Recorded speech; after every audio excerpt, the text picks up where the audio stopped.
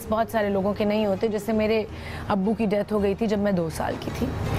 सो मुझे जो mail responses हैं टू थिंग्स, वो मुझे देखिए मैं उनसे फेमिलियर नहीं थी व्हेन आई ग्रू अप। मेरा भाई है बट भाई भी छोटा ही था, तो एक मेल एडल्ट जो एक फादर फिगर होता है या आपके रिलेटिव्स होते हैं, चाचा तायाज, मेल फिगर्स, उनका जो way of dealing with things होता है या और लोगों के साथ जिस तरह वो पेश आते हैं, वो आप मिस कर देते हैं एज अ चाइल्ड, आप नहीं देखते।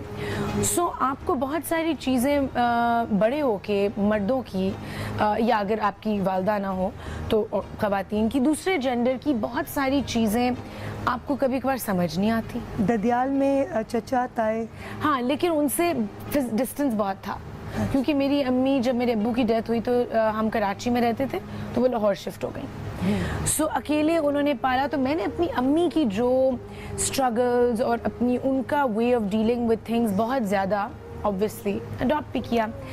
तो वो एक बहुत मेहनत की ना, बहुत मेहनत की, क्योंकि आप हमेशा मेंशन करती हैं और वो कम्प्लीटली शी वाज अलोन। मेरे जो अब्बू थे उनकी एक बहुत हाई पोजीशन थी फैमिली कंपनी में, जो डिसॉल्व हो गई जब अब्बू की डेथ हुई। ही वाज द चेयरपर्सन, और हमारी पहली कंस्ट्रक्शन कंपनी थी पाकिस्तान की, उमर सन्स लिमिटेड।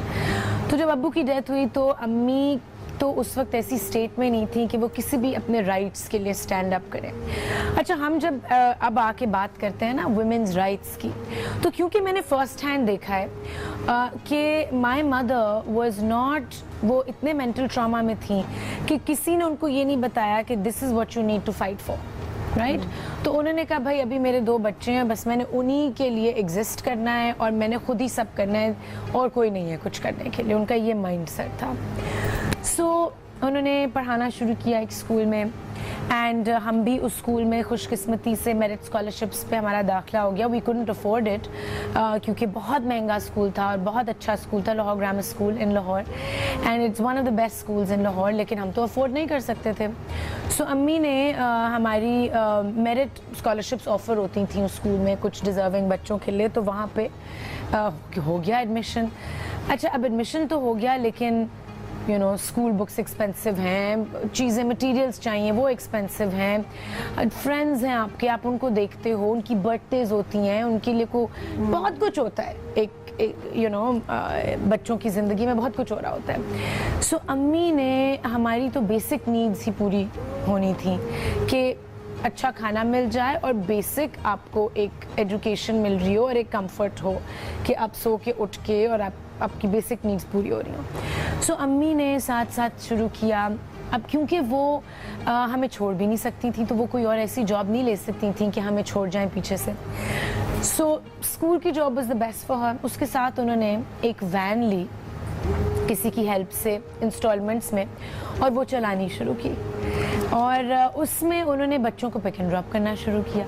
वही बच्चे जो स्कूल टाइम्स पे पिक होते थे, ड्रॉप होते थे, तो फिर वो शाम में ट्यूशन्स भी देती थी। तो इतनी सारी ऐसी चीज़ें थी जो साथ साथ चल रही थी, and we saw our mother doing it, so it came naturally to me कि आपने इंडिपेंडेंट होना है और आपने खुद करना है सब कुछ।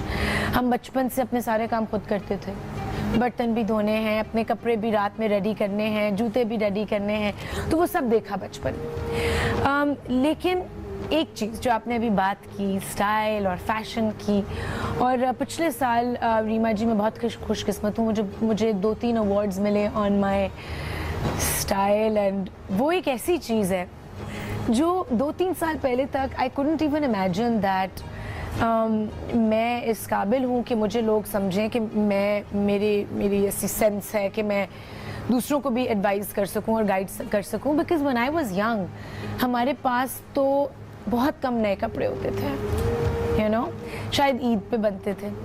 बहुत कज़न्स के हैंड मी डाउन्स आ जाते थे, यानी उनके पुराने कपड़े जब उनको छोटे हुए हमें मिल गए। So I never had access to so many beautiful clothes.